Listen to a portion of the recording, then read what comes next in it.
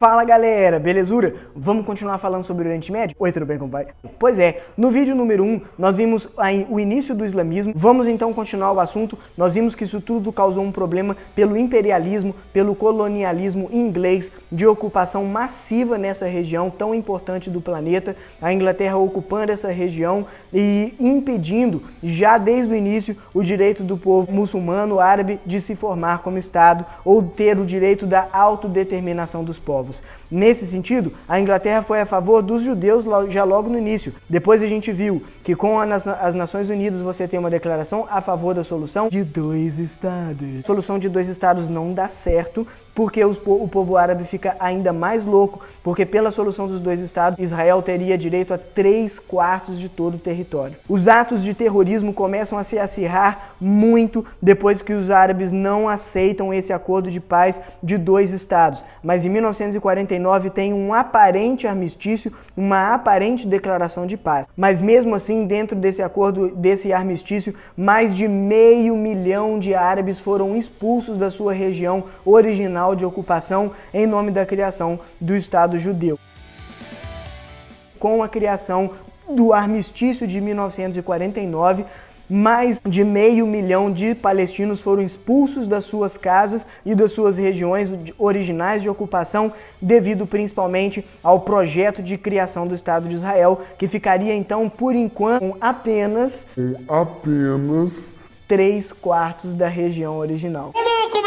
A partir daí, então, você tem a formação da Liga Árabe. A Liga Árabe foi uma poderosa organização entre os países como, por exemplo, Egito, Marrocos, Líbia e Síria, formando uma força de resistência árabe à vontade judaica de ocupar a região. O problema é que nessa hora você começa a situar o conflito dentro do contexto da Guerra Fria. Lembra da Guerra Fria, que já estava aí, então, se associando à divisão de influência entre Estados Unidos e União Soviética de outro lado? A União Soviética começa a ter um interesse cada vez maior na defesa do direito dos palestinos. E é principalmente a partir do Estado do Egito que a União Soviética vai manifestar o seu apoio. Em 1956, o presidente do Egito, Gamal Abdel Nasser, vai fazer a nacionalização do Canal de Suez.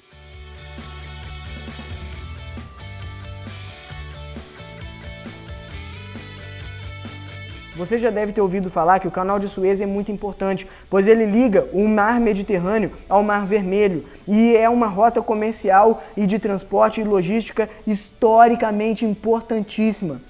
Quem tinha direito de exploração do Canal de Suez até então era, como a gente já sabe, a famosa Inglaterra. Mas o Gamal Abdel Nasser vai nacionalizar o direito da companhia, ele não vai nacionalizar a região, ele vai nacionalizar a companhia de exploração do Canal de Suez.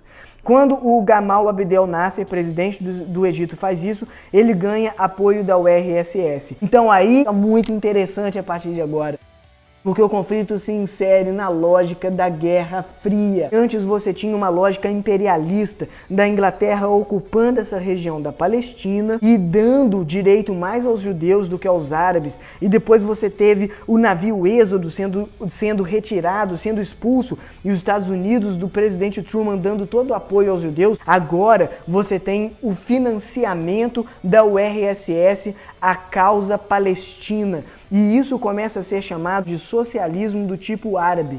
O socialismo e os árabes começam a se unir numa nova espécie de ideologia, principalmente da ideia de ter o direito à dignidade de desenvolvimento. O discurso principal aí do Egito, com Gamal Abdel Nasser, era de que os palestinos tinham o direito de se desenvolver. E não só o Gamal se uniu nessa luta, também foi principalmente o Tito, presidente na época da Iugoslávia, e o Nehru, líder indiano, mas também Sukarno, líder na Indonésia, Nehru na Índia, Sukarno na Indonésia, Gamal no Egito, juntos uniram suas forças para conflagrar o que hoje a gente conhece como Conferência dos Não Alinhados.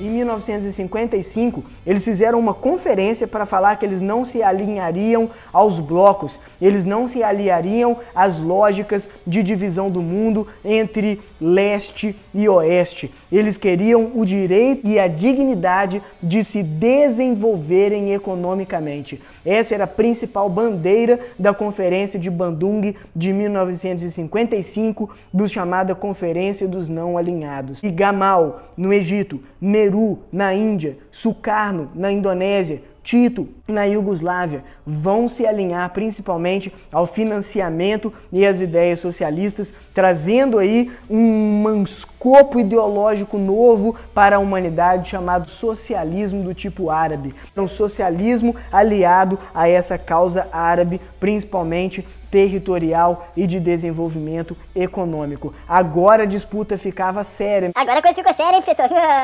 E essa disputa se deu principalmente a partir de 1956, quando os árabes começaram a invadir pouco a pouco territórios originalmente dos judeus e proclamar a nacionalização do Canal de Suez. Imediatamente, França e Inglaterra se juntaram contra a nacionalização do Canal de Suez. As disputas foram tensas e o Egito e toda a frente da Liga Árabe saiu perdendo. Só que o problema não termina aí. Em 1967, já quase 10 anos depois, você vai ter mais um conflito. Nossa, Felipe, por que tem tanto conflito? Para respirar. É isso mesmo. Você está falando de direitos seculares, você está falando de direitos históricos, de ocupação de uma região importantíssima, tanto política como religiosa, como econômica. Você está falando nada mais, nada menos do que a região que tem a maior quantidade de petróleo do mundo. E o petróleo é o recurso fóssil mais politizado do planeta e na história da humanidade.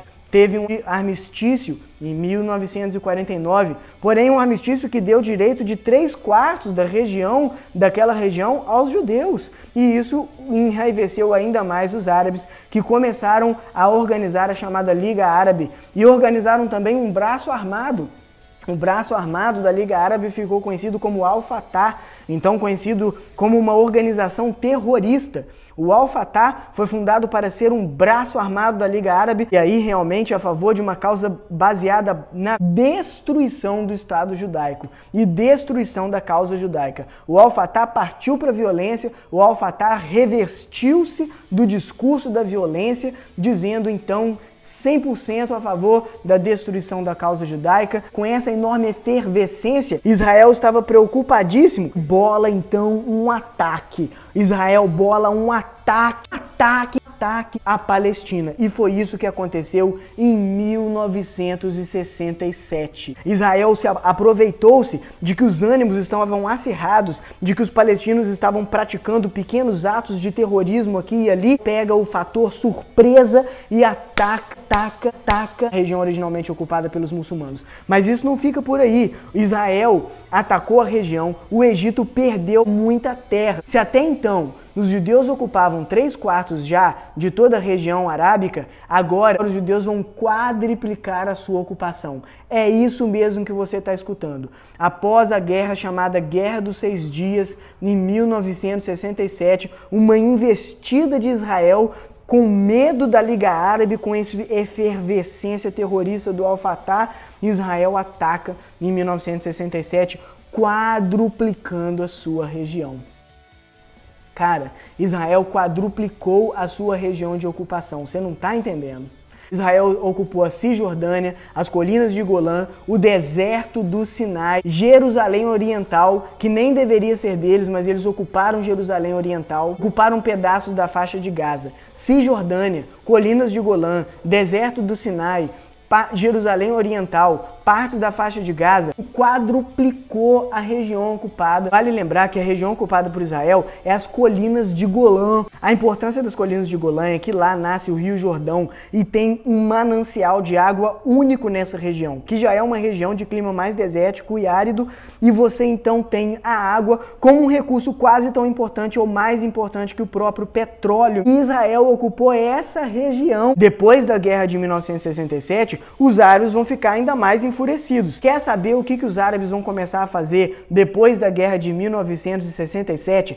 Quer saber qual vai ser a reação árabe depois da Guerra dos 6 Dias? Fica atento, porque no próximo vídeo nós vamos falar sobre 1972, o ataque de Munique, quando mais de 12 atletas nas Olimpíadas foram assassinados em um ato terrorista.